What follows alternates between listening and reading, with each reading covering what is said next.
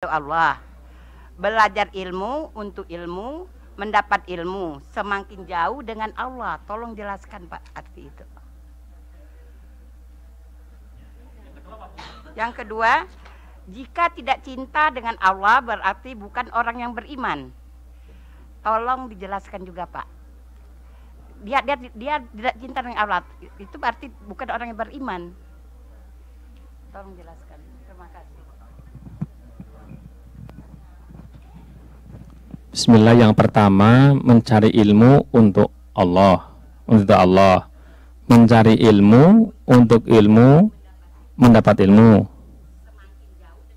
semakin jauh dengan Allah. Yang dimaksud pastinya saya kurang paham itu Bu, terus terang. Tapi mungkin begini, ada satu hadis yang ditulis oleh Imam Ghazali dalam satu kitabnya yang terkait sama mencari ilmu. Kalimatnya begini: man izdada ilman walam yazdad hudan lam yazdad minallahi illa bu'dan.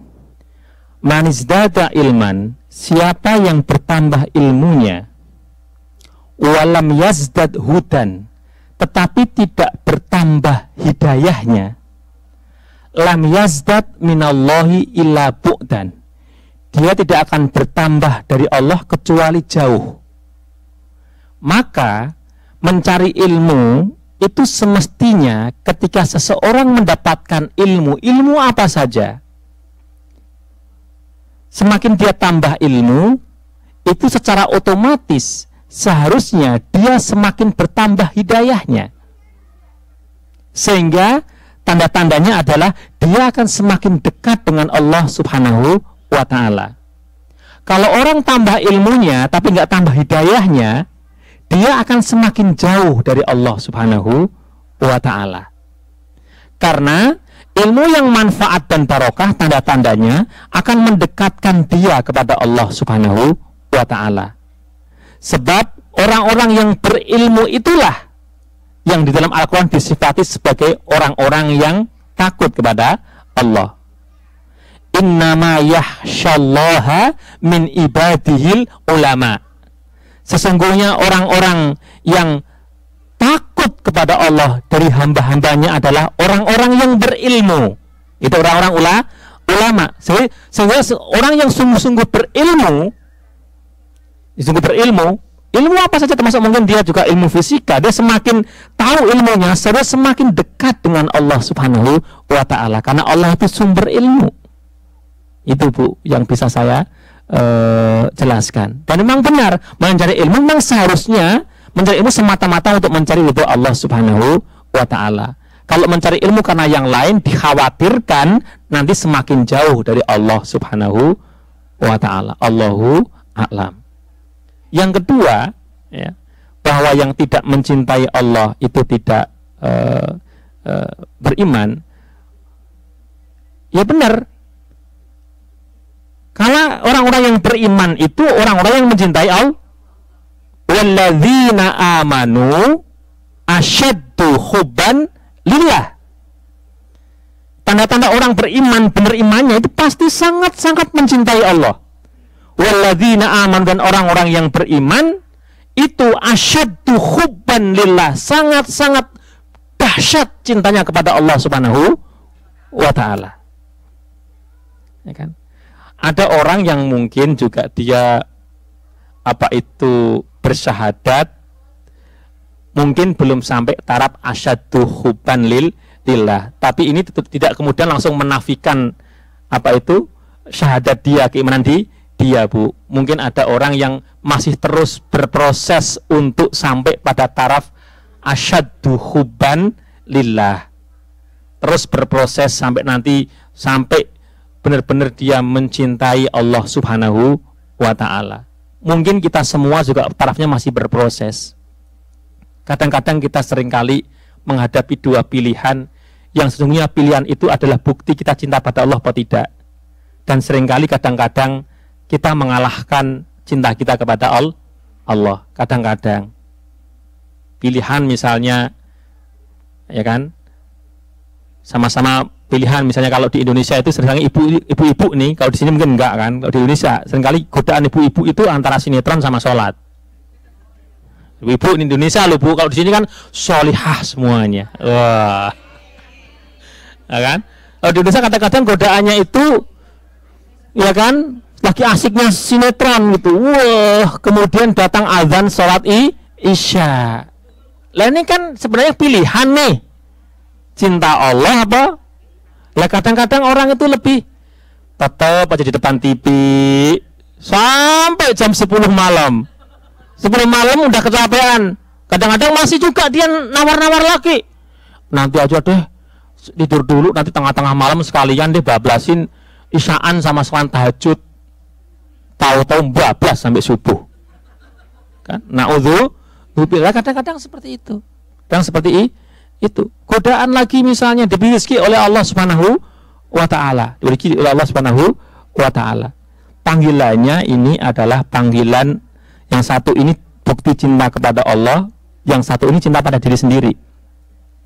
Punya uang diberi rezeki oleh Allah, rezeki oleh Allah. Pas ini udah lama sekali pengen sebuah mobil. Selama ini keluarga ini selalu pakai kendaraan roda dua. Kalau kemana-mana kehujan, ini di Indonesia Pak, bukan di sini. Di sini nggak ada roda dua. Ada tapi Harley kan besar. Jarang agak di Indonesia kan. Udah mimpi-mimpi.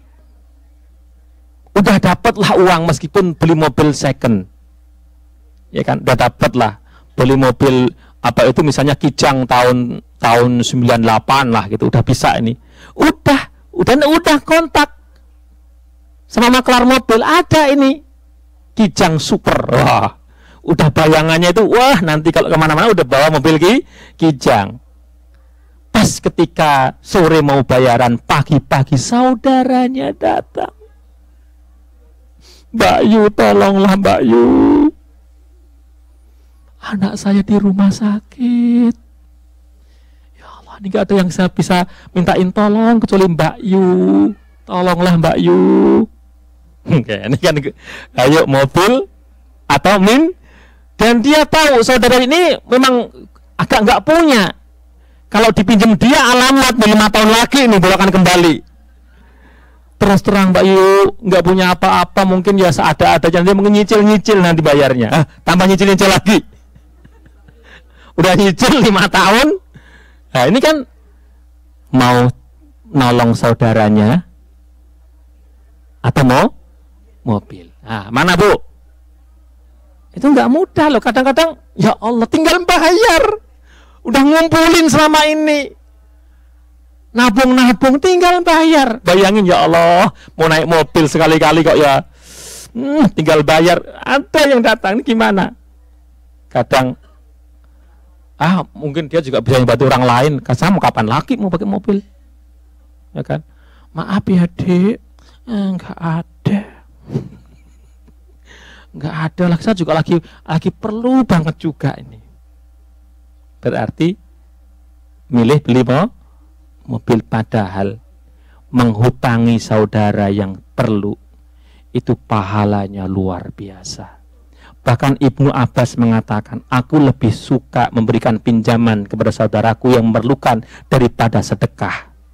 Kenapa? Kalau sedekah kadang-kadang belum tentu yang disedekah itu lagi memerlukan. Tapi kalau orang datang kondisi kepepet, dia bahkan harga dirinya pun udah dia tanggalkan. Dia beri sangat-sangat perlu. Maka Ibnu Abbas itu lebih suka minjemin teman-temannya. Dan selama seseorang itu uangnya dipinjam oleh saudaranya sampai dikembalikan, setiap hari dia dapat pahala sedekah sebesar uang yang dipinjamkan. Maka Ibnu Abbas semakin saudaranya pinjam semakin lama, dia akan semakin senang. Ini kan Ibnu Abbas. Kalau kita kan lain Bu, nggak dikasih ini gimana ini? Ya memang harus ada dua. Yang repot itu kalau orang pinjam dia pakainya dasar orang yang meminjami. Ada dua dalil Pak.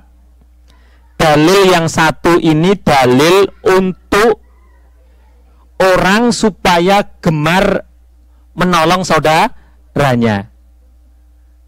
Dasarnya adalah kalau saudaranya itu pinjam seperti tadi itu, dipinjami seperti kata Ibnu Abbas bahwa itu lebih utama dari sedekah. Yang kedua, kalau saudaranya itu saatnya jatuh tempo nggak bisa bayar, maka juga ada hadis yang menjelaskan supaya kita tambah waktu itu pahalanya besar. Ini dasar ini adalah untuk orang yang memberikan hutangan supaya berlapang dada.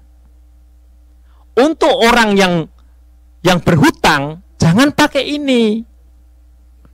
Kalau pakai ini nanti dasarnya kamu itu mbok ditambah waktunya, pahala kamu itu besar. Aku berarti kasih pahala kamu dong. Ini namanya salah dalil. Orang yang pinjam itu dasarnya adalah ada ancaman Rasulullah. Rasul mengancam dengan satu hadis, matlul ghaniyyi dulmun. Matlul ghani maksudnya ngulur-ngulurnya orang yang sudah punya untuk membayar hutangnya itu kezaliman. Jadi kalau misalnya seseorang nih pinjam sama temennya, janji nanti ya kalau bulan depan saya dapat rapelan gaji, insya Allah saya kembalikan. Oke, sepakat ya, berarti saya pinjemin kamu cuma 2 bulan ya. 2 bulan lagi kamu kembalikan, kamu udah dapat rapelan. Dan benar, dia dapat rapelan. Itu Pak harus menunaikan kewajibannya. Karena ada hak saudaranya pada uang rapelan itu. Hak saudaranya itu adalah uang saudaranya. Jangan kemudian ketika dapat rapelan nanti angan-angannya berubah. Mumpung dapat rapelan, ya kan? Saya mau ganti mobil lah. Mobil yang kemarin agak macet-macet. Lah ini namanya ndablek, ya kan? Namanya nggak perasaan. Kemudian bilang sama saudaranya, maaf ya, ini lagi lagi ada perlu ya, nantilah apa itu bulan depan lagi ya. Kemudian dia ganti mobil. Lewat di depan yang dipinjemin. Namanya zalim. Jadi kalau seseorang itu minjem sama temennya, dia sudah punya barang untuk dikembalikan, dia nggak mengembalikan, itu kezaliman. Harusnya dia pakai ini, jangan pakai yang di depan tadi. Jadi dalil harus ditempatkan pada tempatnya. Itu Bu, ya kan? Ada lagi?